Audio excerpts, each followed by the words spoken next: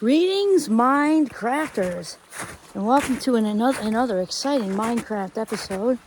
My name is Kimberly Quinn. Oh, LG he's with us down there. He's just jumped into like I don't know, brook or something.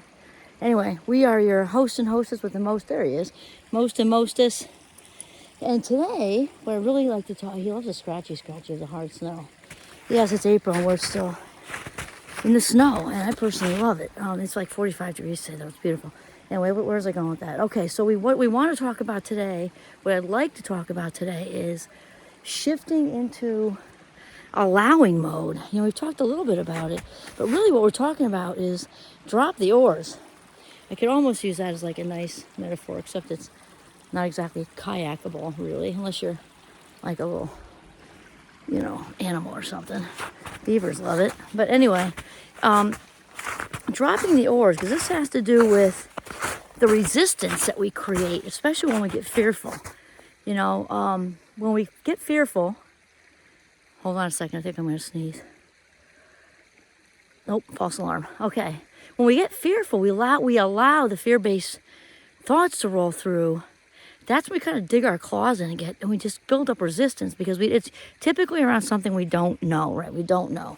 So picture us very in kayaks, all different beautiful colors, going, kind of kayaking downstream. Life is good. It's a bluebird sky, warm, great. Everybody's having a good time. And then rather than go with the stream, to go with the flow of the natural flow of the stream, we start to get thrown off with different negative thoughts leading to negative emotions. So out come the oars, right?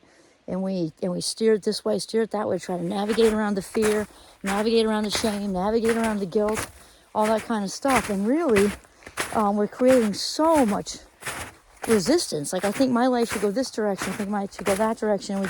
We can also get very wrapped up in when those, obstacles happen in the stream, like they happen in life, rocks and things like that, and here it comes. We tend to get wrapped up in, why'd that happen to me?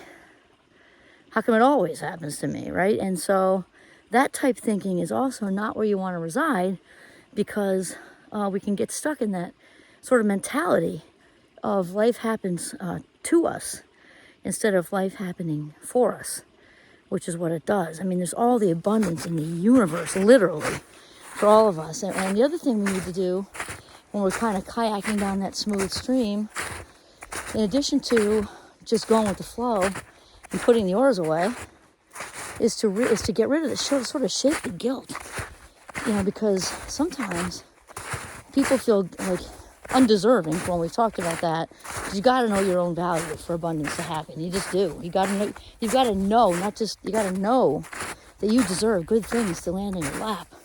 All the good things that you could possibly handle will come to you when you know that you deserve it. That's the first thing. And then next, well, attached to that, I guess, is knowing your own values. Number one in life. Nothing's gonna become aligned. You're not gonna become aligned without knowing your own value. Again, does not mean we need to be done. We just need to be well on the way. Let's just say that. So the other thing is to shake that. Like, it's part of that knowing your value thing is to shake the guilt too. There's like, if you don't deserve it and you feel guilty or shameful, like, guilty, like, oh, like there's a cutoff point. I can have some good things, but not too many good things, right? That's somebody that's kind of on their way. I deserve this, but only this much, only that. And then, or people who have a lot of money or, jerks or something. And, having a lot of money doesn't have to do with being a jerk. They can be a jerk without all the money, right? And it's also important to realize, to have whatever abundance means for you. Like, people often go straight to money, but it's, it's a partner, it's a best friend, it's new friends, it's all the rest of it. It's traveling, it's being in the woods with a golden retriever, for darn sure. Every day I wake up with a golden retriever, I know it's going to be a good day. And just all this abundance of feeling good about ourselves. And we've got to shake that guilt thing. Because if we're feeling guilty, if nice people come into our lives or new opportunities come into our lives and travel and a house or a better apartment or a puppy or whatever, if we're like feeling guilty about that, guess what the universe is not going to do for you? I mean, that's just how it is, because there's guilt there. You're saying in clear message, can't handle this, right? And then we've talked about this before. It's very related to receiving mode, okay? Because we have first we have ask. We have ask, right? We got to ask because the heart just has desires all the time. We're not talking about, I want a brand new motorcycle in my driveway tomorrow. We're talking about, authentic desires. Not that that can't happen. Following your dream of starting a business and all that stuff happens on its own. Now there's all kinds of birds waking up. Rumor on the street is that the bears are waking up, which makes sense. It's April. Anyway, but so the whole thing is that, we have authentic heart's desires, and that's something to feel guilt. That's something about feeling guilty about either, because we're meant to be happy. It's our right to be happy. It's not extra. It's to be joyful every day if possible. It's to say as much of every day. That's a little bit more realistic. Nobody's joyful 100% of the time, but you can aim for as much as possible. And we've got to really be open to it. So there's the ask is the first stage, right? Even if that's not verbal, verbal's better, written's even better. But even just having it in your heart, I'd really like to, authentically, I want to just do this or that, or hey, start my own business, whatever. And then next is the allowing. We've got to really start to allow stuff, which means the green lights we've been talking about before. We put this out there, then we got to really pay attention. Because all of a sudden, the synchronicity stuff starts happening. And somebody comes into your life who just says something. It might even be not even coming into your life totally. And the grocery store says something. You were looking for some website or book, and so-and-so's behind you is talking about it.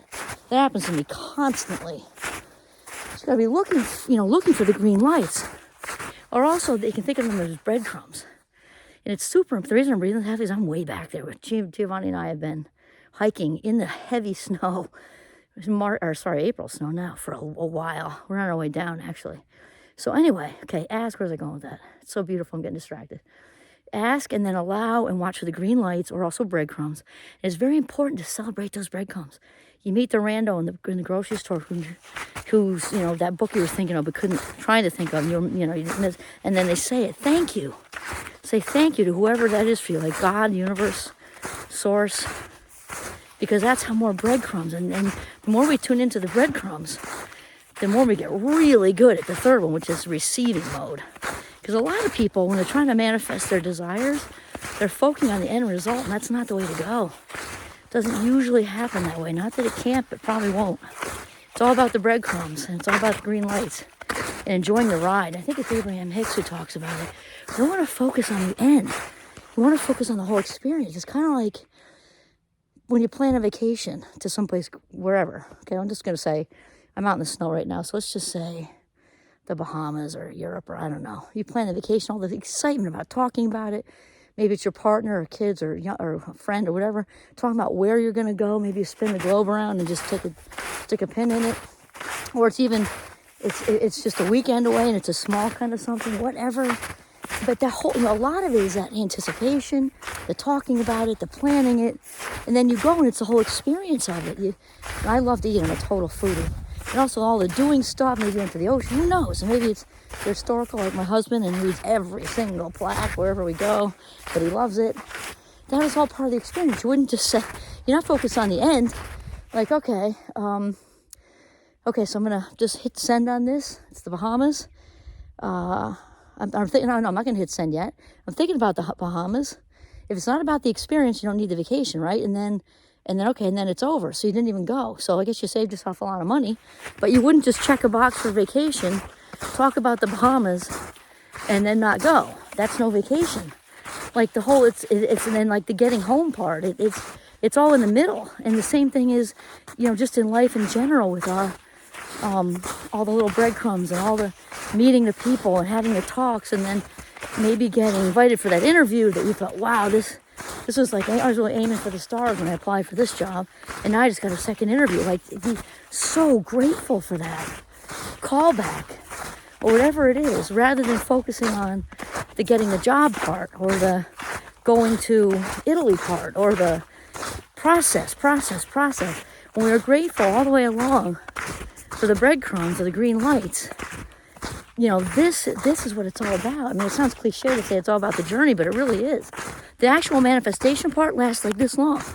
Whether you want to lock into that presentation, whatever it is for you.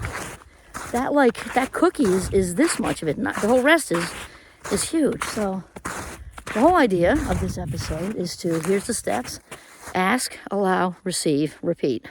Okay, because that just goes on. So we are never done. We're never done because our heart's desires are going to keep going forever. So it's a good idea to shift out of that, to focus on the done part, because it doesn't even, we're never going to be done.